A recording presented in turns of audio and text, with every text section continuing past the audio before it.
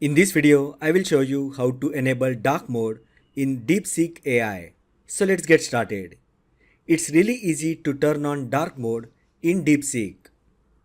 First, open DeepSeek app on your Android or iPhone. Now tap on two horizontal lines located at the top left side. At the bottom, tap on your email address or profile.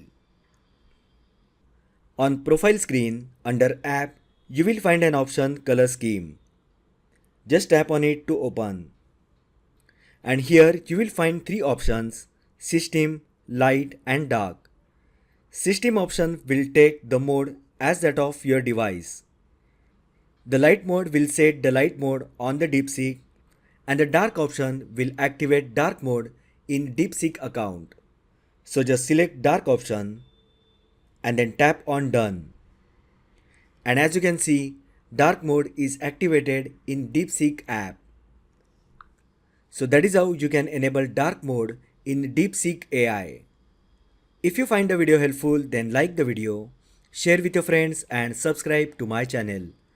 Thanks for watching and I will see you in the next video.